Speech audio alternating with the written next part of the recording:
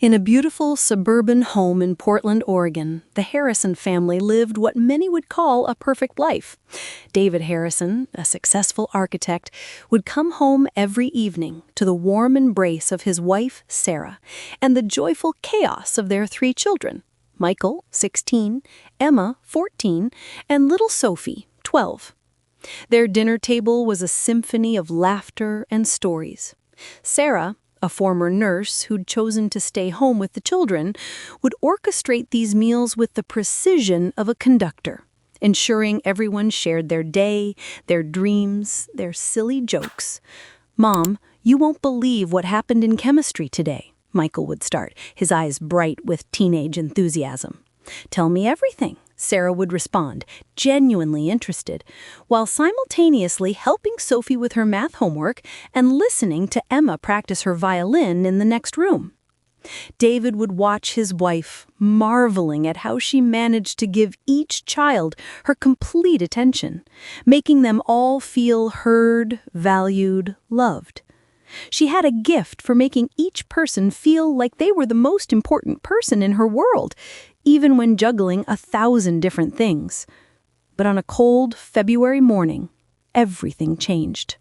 Sophie collapsed during PE class, her legs giving out beneath her as she attempted to run laps. Within hours, Michael fainted at his part-time job at the local bookstore, crashing into a display of bestsellers. Emma was rushed from her violin recital, burning with fever, her bow clattering to the stage floor mid-performance. The emergency room at St. Mary's Hospital became their new home. 3 children, 3 beds, one terrifying diagnosis that would shatter their perfect world into 1,000,000 irreparable pieces. Dr. Patricia Chen, the head of pediatric medicine, sat David and Sarah down in a small, sterile consultation room. The fluorescent lights hummed overhead as she delivered the news that would change everything. "Your children have a rare genetic condition," she began, her voice gentle but direct. "It's attacking their organs systematically. Michael needs a kidney transplant. Emma requires a liver lobe donation. Sophie needs bone marrow." Sarah gripped David's hand so tightly her knuckles went white. "How long do they have?"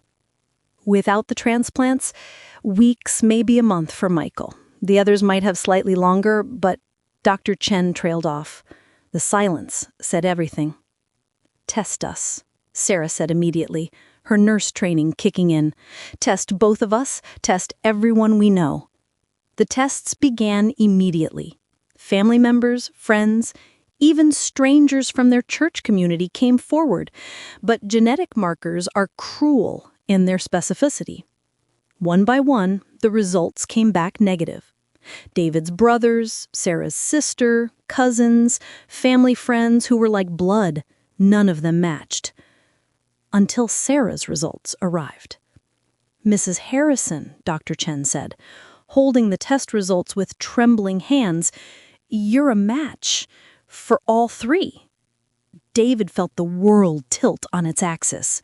"Wait, what does that mean? She can't donate to all 3. That's impossible." "It's not impossible," Sarah interrupted, her voice eerily calm. "It's just dangerous. I can donate a kidney to Michael, a liver lobe to Emma, and bone marrow to Sophie. The body can survive it. I've seen it done during my nursing years." "Sarah, no!" David's voice cracked.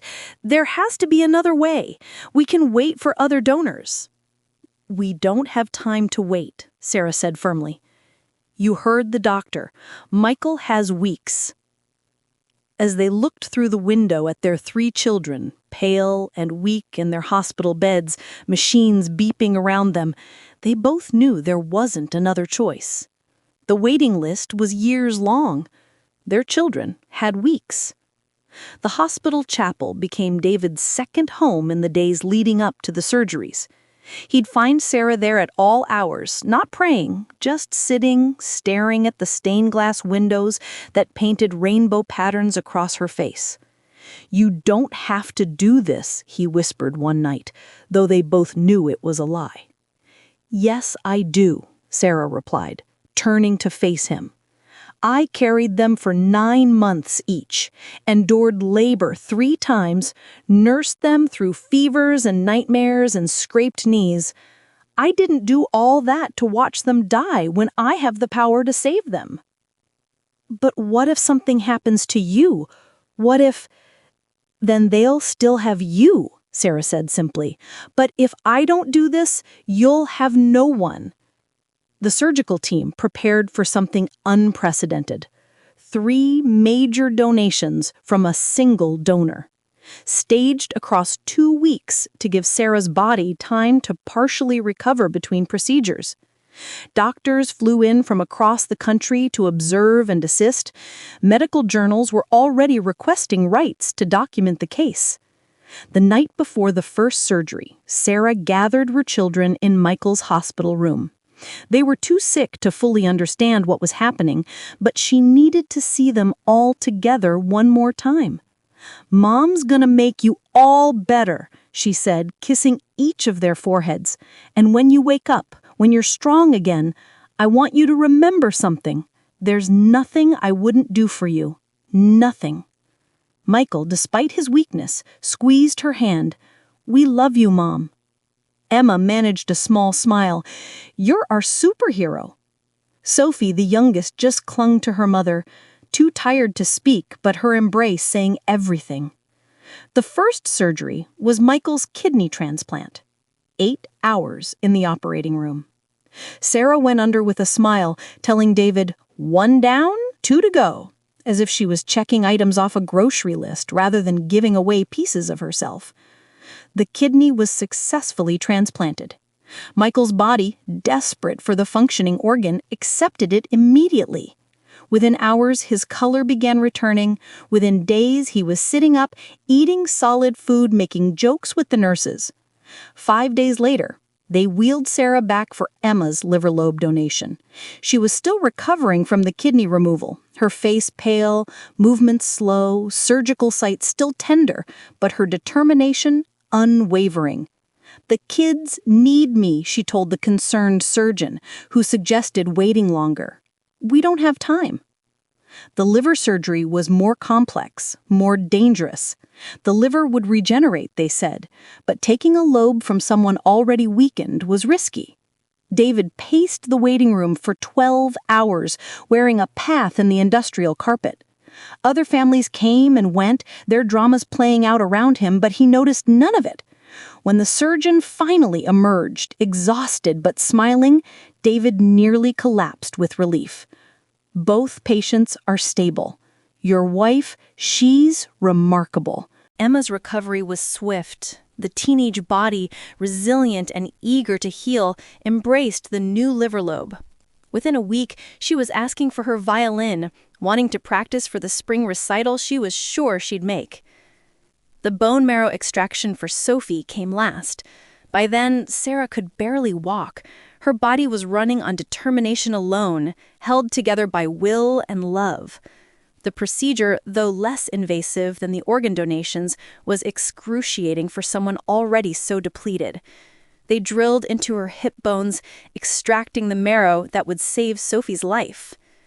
Sophie's recovery was the longest, the bone marrow taking weeks to fully engraft and begin producing healthy cells. But it worked. Slowly, steadily, the youngest Harrison child began to bloom again, color returning to her cheeks, energy to her limbs. 3 months after that first February morning when their world collapsed, all 3 children were discharged from the hospital. The local news ran the story. Mother's ultimate sacrifice saves 3 children. The hospital staff lined the hallways as the Harrison family walked out together, applauding the woman who had given so much. Sarah walked slowly, David supporting her on one side, Michael on the other. Emma and Sophie walked ahead, turning back every few steps to make sure their mother was still there, still coming. "We're going home," Sarah whispered, tears streaming down her face. "All of us. We're all going home." For a while, it seemed like the fairy tale ending everyone had hoped for. The children returned to school. Michael graduated with honors and got accepted to his dream college. Emma's violin playing reached new heights, earning her first chair in the state youth orchestra. Sophie joined the soccer team, her legs strong and sure beneath her. Sarah watched it all from the sidelines, cheering the loudest at every game, concert, and ceremony. If she moved a little slower, if she needed to rest more often, if she couldn't eat certain foods anymore, she never complained. The price was worth it, she'd say, 1,000,000 times worth it. But bodies keep score even when hearts refuse to acknowledge the debt. It started small. Sarah's energy, always abundant, began to flag. She'd need naps in the afternoon, something she'd never done before. Her remaining kidney, working overtime to compensate for its missing partner, began showing signs of stress. The liver, though regenerated, wasn't quite the same. Her immune system, depleted from the bone marrow donation and the stress of multiple surgeries, couldn't fight off infections like it used to. Dr. Chen, the same physician who had overseen the transplants, was frank in her assessment. "Mrs. Harrison, your body has given more than it could afford. The complications from multiple organ donations, we're seeing organ stress across the board. Your remaining kidney is functioning at 40%. Your liver enzymes are elevated. Your immune system is compromised. We need to discuss long-term care options." "How long-term?" asked Sarah, her voice steady. "It's hard to say. With prepper management, years. But Sarah, those years won't be easy." David wanted to scream, to rage against the unfairness of it all. His wife had saved their children, and now she was dying because of it, while those same children were too self-absorbed to notice. He tried talking to them, calling each one individually. "Your mother needs you," he told Michael. "Dad, I have finals. I'll come home after." "Your mother is sick," he told Emma. "She's always tired these days. Maybe she needs vitamins or something." "Your mother gave up everything for you." "God, Dad, why are you being so dramatic? Mom's fine. She's always fine." They didn't see what David saw. The way Sarah's hands shook when she tried to open medicine bottles. The way she'd pause halfway up the stairs, gripping the railing, catching her breath. The way she'd stare at photos of the children, touching their faces through the glass, tears rolling silently down her cheeks. 2 years after the transplants, Sarah collapsed in the grocery store. David got the call at work, racing to the hospital to find his wife hooked up to a dialysis machine. Her remaining kidney is failing.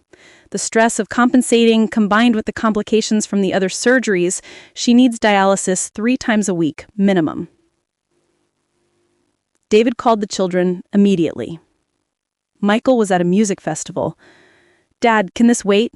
I can barely hear you. I'll call you back." Emma was in rehearsals. "Dad, I'm in the middle of something. Is it an emergency?" Sophie was at a friend's beach house. "Ugh, Dad, you're embarrassing me. I'll be home Sunday night." "Your mother is dying," David said to each of them. "She's dying and you need to come home." They came, reluctantly, dragging their feet like they were being asked to attend a boring family dinner rather than see their dying mother. Sarah put on her brightest smile for them, pretending the IV lines were nothing, that the gray pallor of her skin was just bad hospital lighting. "I'm fine, loves," she told them. "Just a little setback. You all go live your beautiful lives. That's all I want." They took her at her word, eager to believe the lie because the truth would require them to change, to care, to put someone else first. Michael stayed for dinner, then left for a party. Emma stayed overnight, but spent the entire time on FaceTime with Marcus. Sophie complained about the hospital smell and asked if she could go to the mall.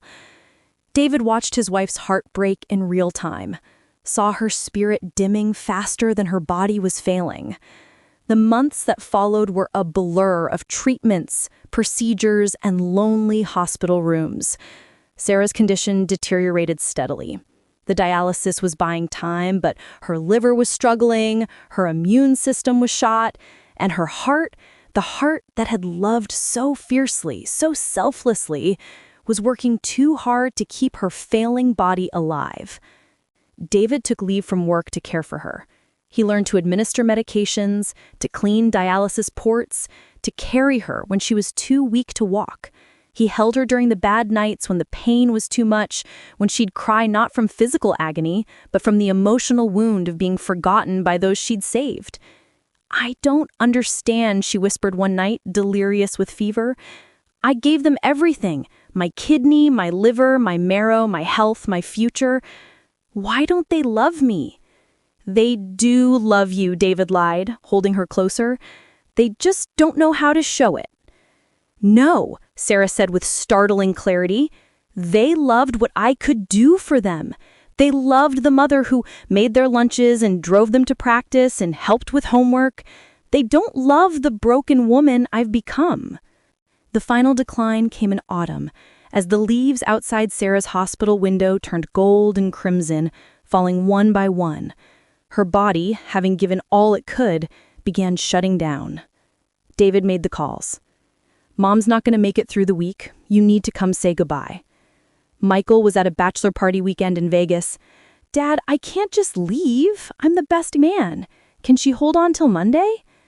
Emma was at a music competition 3 states away. "Dad, this is my shot at the scholarship. Mom would understand." Sophie didn't even try to make an excuse. "I can't deal with death, Dad. I just can't. I'll visit the grave later when I'm ready."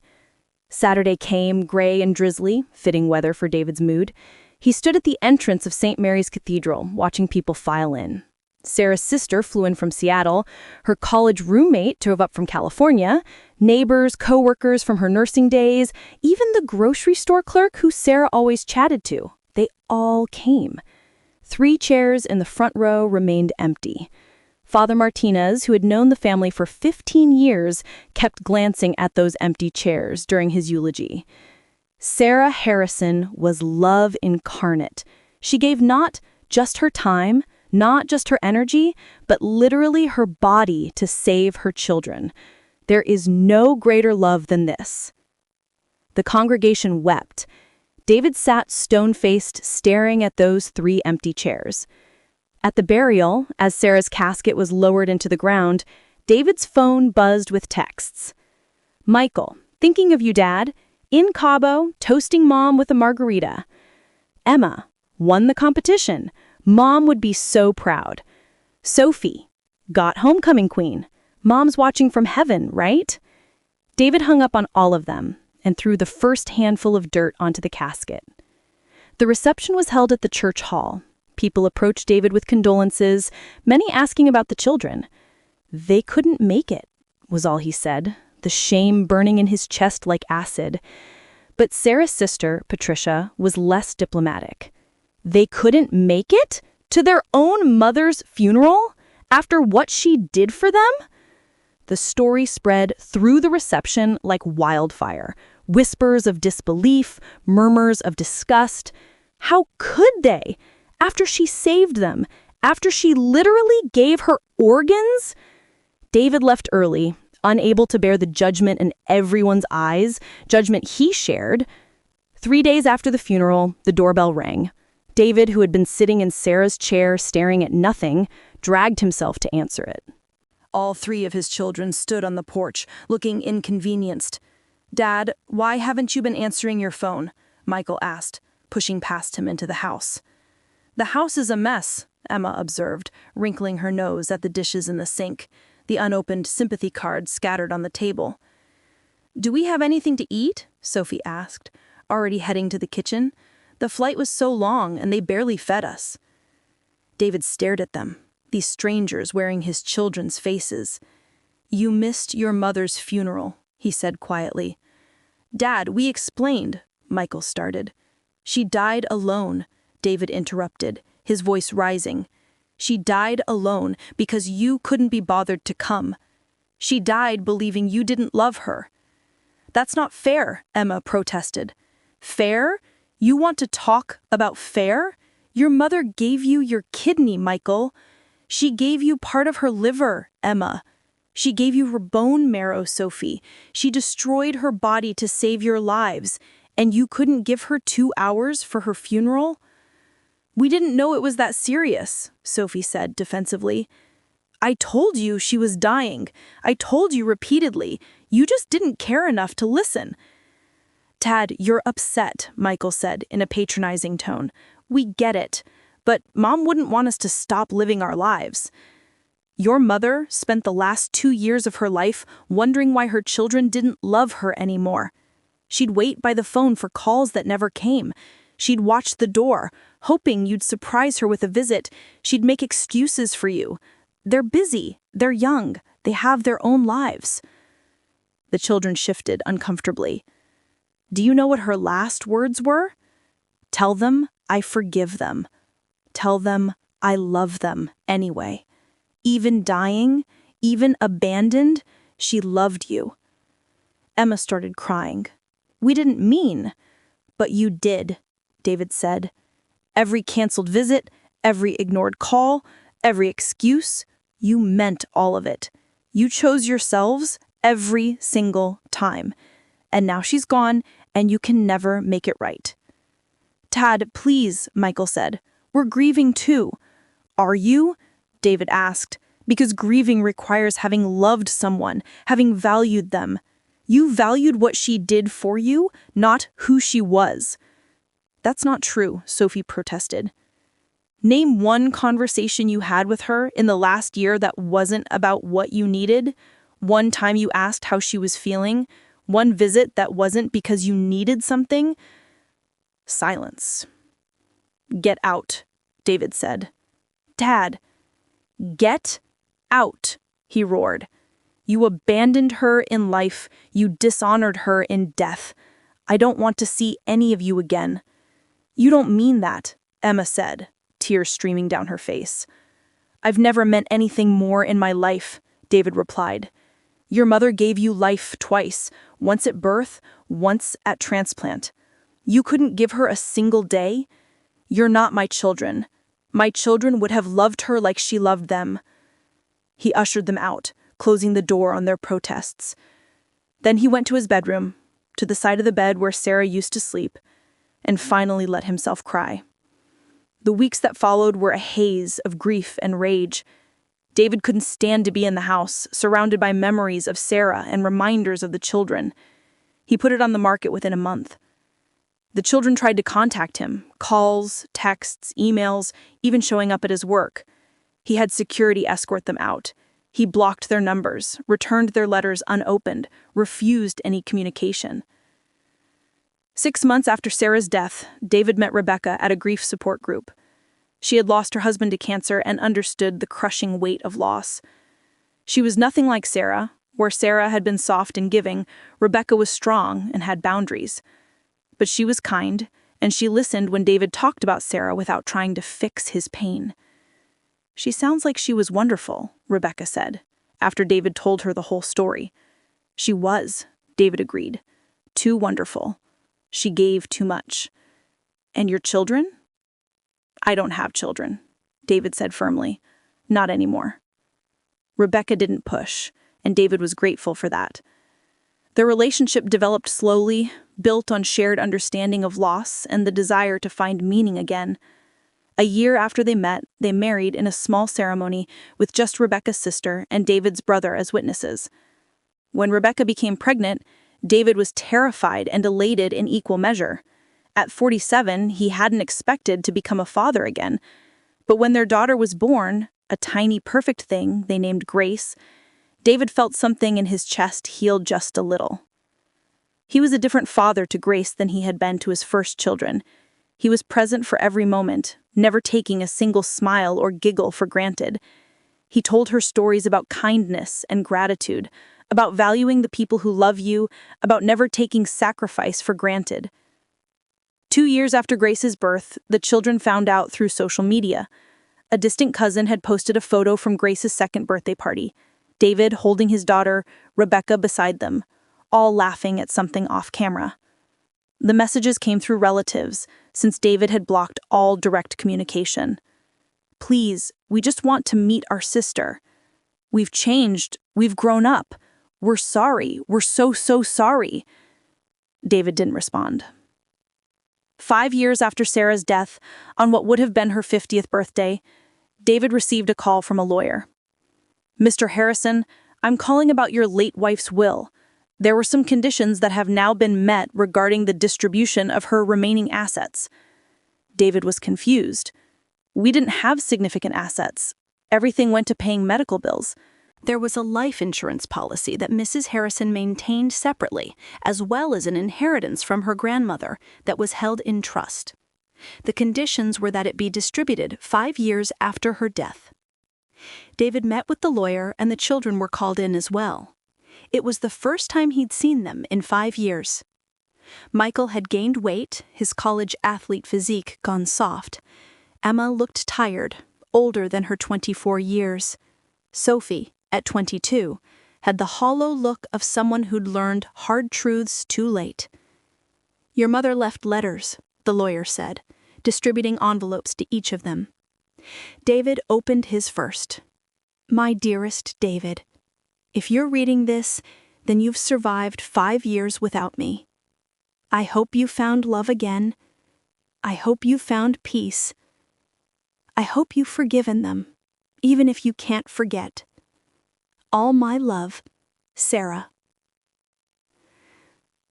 The children read their letters in silence, tears streaming down their faces. Michael's letter. "My sweet boy, I gave you my kidney so you could live, but I wonder if I should have taught you to love first. Life without love is just existence. I hope by now you've learned the difference." Emma's letter.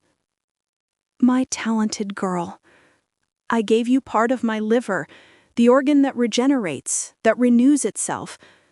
I hope you've renewed yourself too. Become someone who values presence over performance." Sophie's letter. "My baby, I gave you my bone marrow, the very core of my being. I hope you found your own core, your own strength, and that it includes compassion." As for the distribution of assets, the lawyer continued, "Mrs. Harrison has left everything to the Children's Hospital Foundation, specifically for families who cannot afford transplant procedures." The children looked up, stunned. "There's one exception," the lawyer said. "She set aside $10,000 for each of you, with the condition. The money can only be accessed if you provide proof of 100 hours of volunteer service at the Children's Hospital, specifically in the transplant ward." "She wanted us to understand what she went through. She wanted us to learn empathy," Michael said, his voice breaking. "She wanted us to earn it," Sophie added. David stood to leave. "Dad, please," Michael said. "We know we can't make it right, but please, let us try." David looked at them, these strangers who shared his DNA, who carried pieces of his beloved Sarah inside them. "Your mother forgave you. She loved you until her last breath.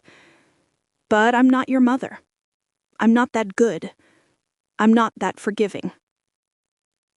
"We just want to know Grace," Emma pleaded.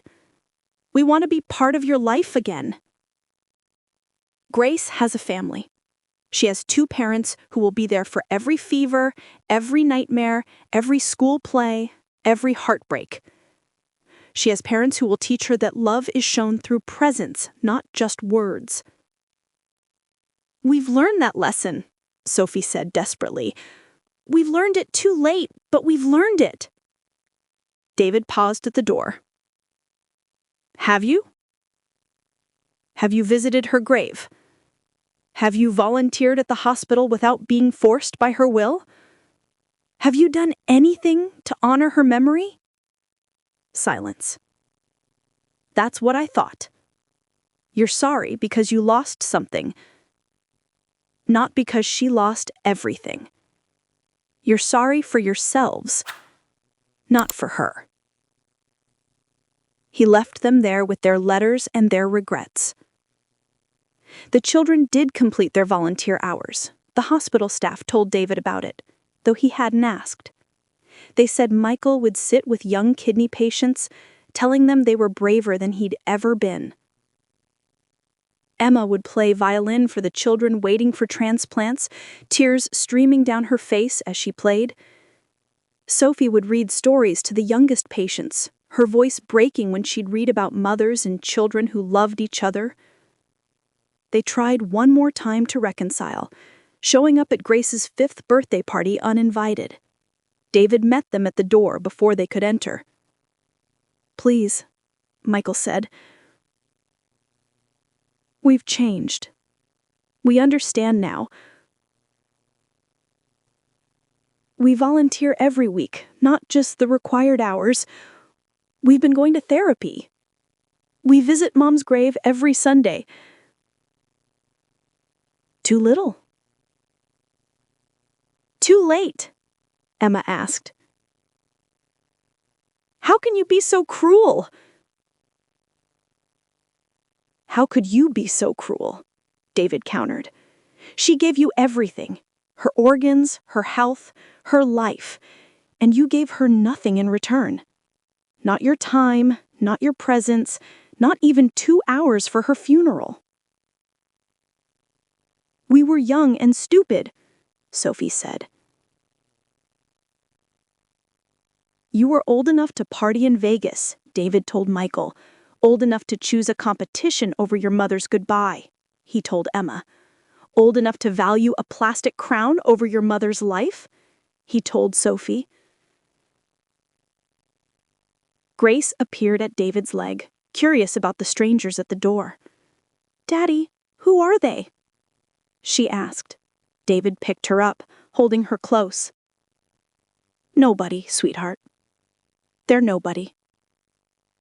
He closed the door on his past, on the children who had broken Sarah's heart, on the parts of her that lived on in people who didn't deserve her sacrifice.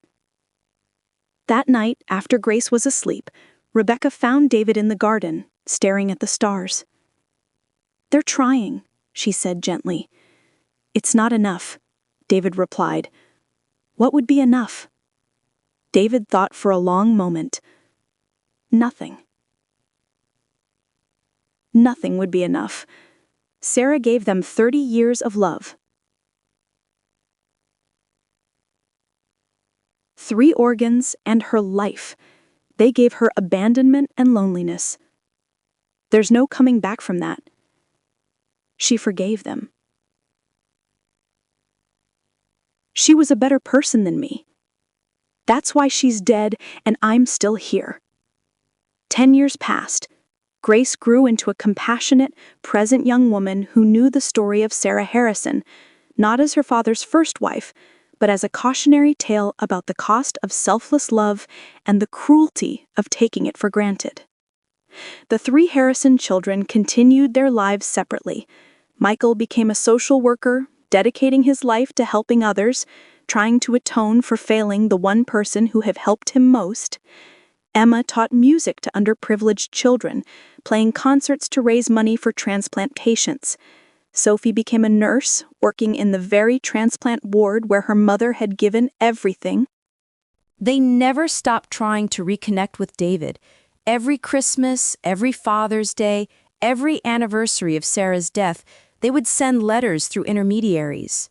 David never read them, but Grace did, eventually. When she turned 18, she found the box of unopened letters in the attic. "They're sorry," she told her father. "Sorry doesn't bring back the dead," David replied. "No," Grace agreed, "but forgiveness might free the living." "I'm already free," David said. "I freed myself the day I chose to stop letting them hurt me." Grace didn't push, but she did something David never expected. She wrote to them. "I know who you are," her letter said. "I know what you did. I know what it cost. I can't forgive you. That's not mine to give. But I wanted you to know that your mother's sacrifice wasn't entirely wasted. My father speaks of her often, of her kindness, her selflessness, her love. I carry her story with me as a reminder to value those who love me, to be present for those who need me, to never take sacrifice for granted. In that way, Sarah Harrison lives on. She signed it simply, Grace. David found out about the letter months later, when Michael wrote back through a relative, thanking Grace for her words, for the kindness they didn't deserve. Why? David asked his daughter. Because Mom, Rebecca, taught me that holding on to anger is like holding on to a hot coal. It only burns you, Grace said. And because Sarah wouldn't want you to carry this forever. You didn't know her. No, Grace agreed. But I know you. And the part of you that loved her, that still loves her, that part doesn't want to hate forever. David didn't respond, but that night, for the first time in 13 years, he visited Sarah's grave. The headstone was covered in fresh flowers, different types, different arrangements. The children had been here, recently and often. They learned too late, he told the headstone. You deserved better. You deserved children who valued you while you were here, not just after you were gone. The wind rustled through the cemetery trees, and for a moment, David could swear he smelled Sarah's perfume. I know you forgave them, he continued. I know you'd want me to forgive them too, but I can't. I won't. They had their chance to love you, and they threw it away. I won't dishonor your memory by pretending that's okay. He left the cemetery with his anger intact, but somehow it felt lighter. Years continued to pass. Grace graduated from college, became a doctor, specialized in pediatric transplant surgery. She wants to save families, she told David, the way someone should have saved ours. At Grace's wedding, David gave a speech about love, sacrifice, and presence. The greatest gift you can give someone isn't your money, your organs, or even your life. It's your time, your presence, your attention when they need it most. He didn't mention the 3 empty chairs at the family table, the siblings Grace had never known.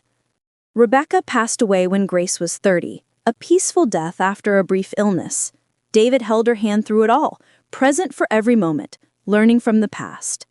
At Rebecca's funeral, David saw them, Michael, Emma, and Sophie, now middle-aged, sitting in the back row. They had aged hard, carrying their guilt in the lines of their faces, the stoop of their shoulders. They didn't approach him, didn't try to speak. They simply paid their respects and left. Grace noticed them too. They came, she said to her father. Too little, too late, David replied, but there was less venom in it now. More sadness. David lived to be 85, long enough to see Grace's children grow, to tell them stories of 2 remarkable women, Rebecca, who taught him to love again, and Sarah, who taught him the price of sacrifice and the cost of ingratitude. On his deathbed, Grace asked him one last time, "Do you forgive them?" David thought for a long moment. "I forgive them for being young and foolish. I forgive them for not understanding until it was too late. But I don't forgive them for breaking her heart. I don't forgive them for letting her die alone. Some things, Grace, are unforgivable, and that's okay. Not everything needs to be forgiven to be finished." When David died, his will split everything between Grace and her children. But there was a letter, one final message to the 3 children he had cut from his life. Michael, Emma, Sophie. Your mother loved you more than life itself, literally. She gave you everything, and you gave her nothing in return. I cannot forgive that. I will not. But I want you to know something. Every good thing you've done since her death, every patient you've helped, every child you've taught, every person you've comforted, that's her love working through you. Those organs she gave you, they're still hers in a way. So use them well. Live lives that would make her proud, even if it's too late for her to see it. You were given a second chance at life. She wasn't. Make yours count. I do not forgive you, but I don't wish you ill. Live with your regret. Let it make you better. It's the only thing you can do now. Your mother would want you to know you were loved, even if you didn't deserve it. David. The 3 Harrison children attended David's funeral, sitting in the back, unwelcome but present. Grace didn't acknowledge them, but she didn't have them removed either. After the service, they approached her. "Thank you for letting us come," Michael said.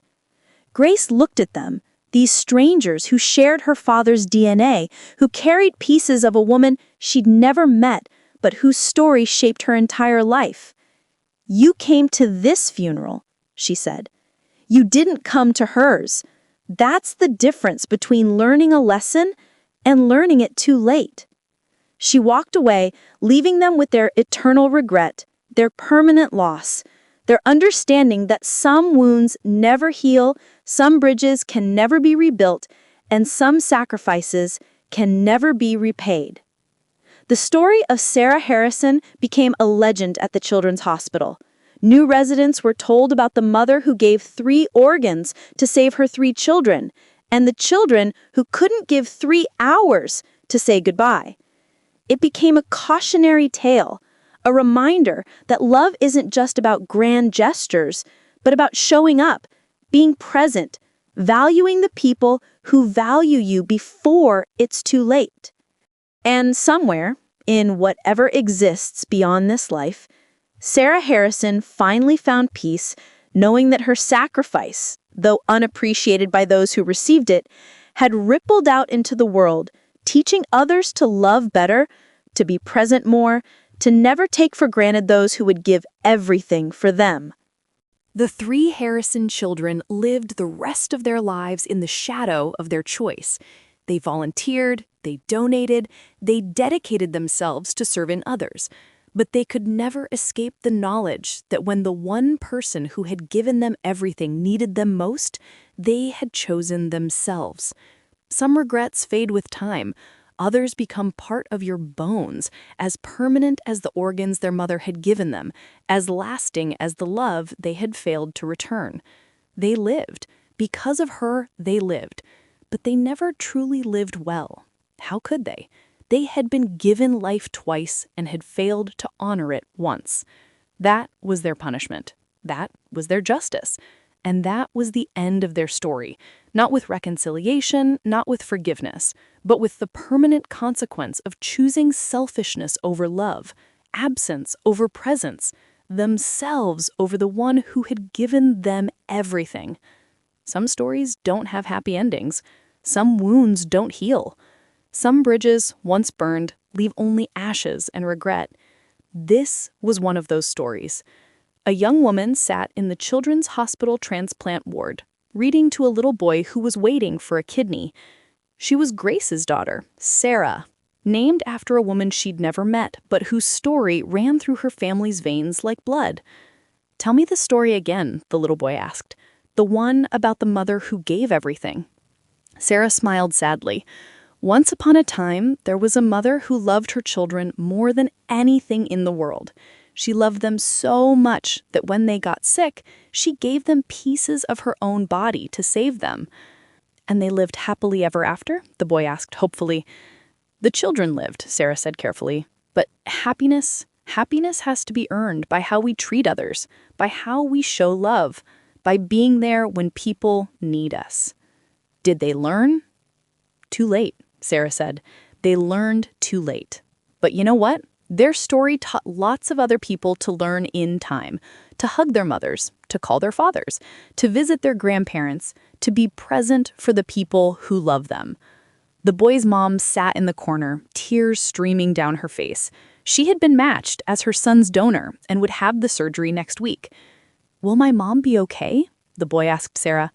"She'll need you to be there for her, every day, when she's tired, when she's hurting, when she's healing.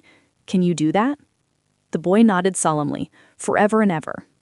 That's all anyone can ask. That's all any parent needs. Not perfection, just presence. Not grand gestures, just showing up. As she left the hospital, she passed 3 elderly volunteers delivering flowers to patients. They moved slowly, their faces kind, but marked by deep sadness. She knew who they were, everyone dead. The Harrison siblings, in their 70s now, still trying to atone for a sin that couldn't be undone. They nodded at her. She nodded back. No words were exchanged. What was there to say? Some stories end with forgiveness. Some end with redemption. But some end with the simple, harsh truth that actions have consequences, that love withheld can never be retroactively given, and that the worst punishment isn't anger or hatred. It's living with the knowledge of what you had, what you lost, and what you can never, ever get back. Sarah Harrison's organs still lived on in her 3 children, but her love, the love that they had failed to return, that had died with her in a hospital room while they chose everything else over being there. That was the real tragedy. Not that she died, but that she died believing she wasn't worth their time. That was the wound that would never heal. That was the debt that could never be repaid. That was the end that could never be rewritten.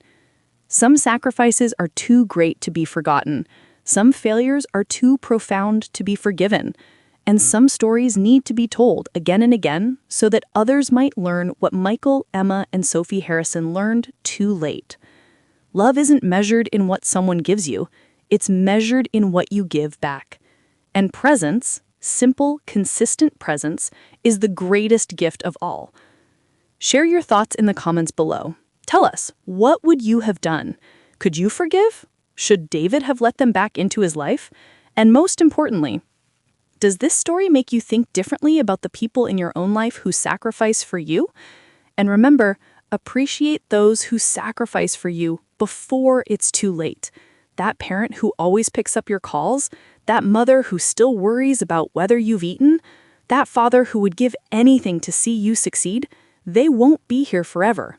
Don't be like Michael, Emma, and Sophie. Don't learn too late that presence matters more than presence, that time is more valuable than money, and that I'll visit later might mean never. If this story touched your heart, please share it with someone who needs to hear it. Maybe it will inspire them to make that call, plan that visit, or simply say, I love you while they still can. This has been Parent Tales, where we share stories that matter, stories that teach, stories that might just save a relationship before it's too late. Subscribe for more powerful stories about family, love, sacrifice, and the choices that define us. Hit the notification bell so you never miss a tale that could change your perspective on what really matters in life. Until next time, remember, your parents aren't perfect, but neither are you. The difference is they'll love you anyway. The question is, will you love them back while you still can? Thank you for watching, thank you for feeling, and thank you for being part of the Parent Tales family. Bye!